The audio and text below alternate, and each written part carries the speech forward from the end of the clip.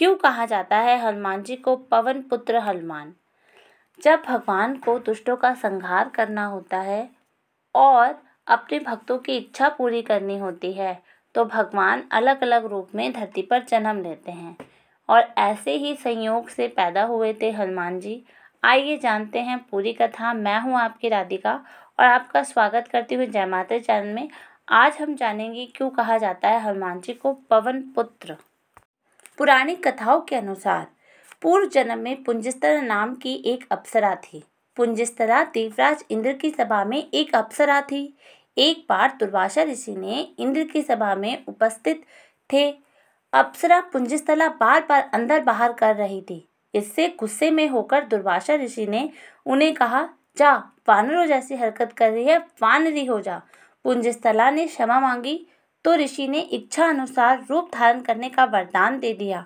कुछ वर्षों बाद पुंजस्त्रा ने वानर श्रेष्ठ विराज की पत्नी के गर्भ से वानरी रूप में जन्म लिया। उसका नाम अंजना रखा गया। विवाह योग होने पर पिता ने अपनी सुंदर पुत्री का विवाह महान पराक्रमी शिरोमणि वानरराज केसरी से कर दिया। इस रूप में पुंजस्त्रा माता अंजना कहलाई। वानरराज केसरी को मिला ऋषियों से वरदान। एक बार घूमते हुए वानरराज केसरी प्रभाव क्षेत्र के निकट पहुंचे। उन्होंने देखा कि बहुत से ऋषि वहां आए हुए हैं।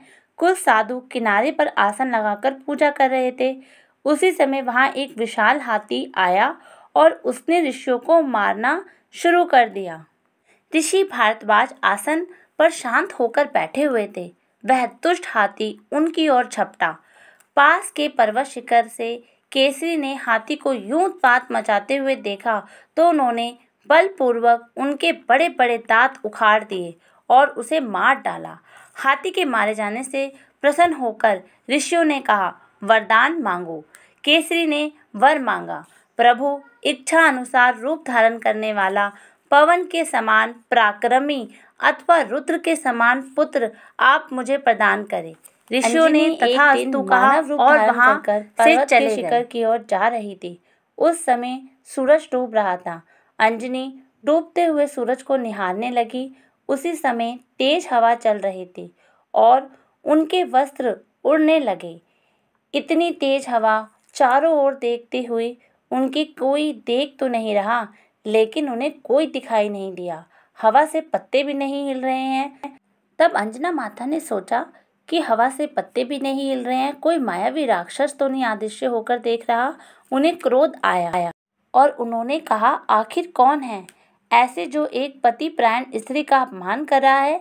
तब पवन देव प्रकट हुए और हाथ जोड़कर अंजना से कहा, माफी मांगी और उन्होंने कहा, ऋषियों ने आपके पति को मेरे समान पराक्रमी पुत्र होने का वरदान दिया है, इसलिए मेरे अंश से ही आपको एक महान तेजस्वी बालक प्राप्त होगा। उन्होंने यह भी कहा कि मेरे स्पर्श से भगवान रुद्र आपके पुत्र के रूप में प्रविष्ट होंगे, वही आपके पुत्र के रूप में प्रकट होंगे। इस तरह ही वानरराज केसरी और माता अंजना के यहाँ भगवान शिव के रुद्र रूप में हनुमान जी का प्रकट हुआ और माता अंजना पवन पुत्र हनुमान की माता कहलाई। जय सिया राम। ज़्यादा से ज़्यादा कथाओं के जय माता चैनल को लाइक करें, सब्सक्राइब करें, शेयर करें, कमेंट ज़रूर करें।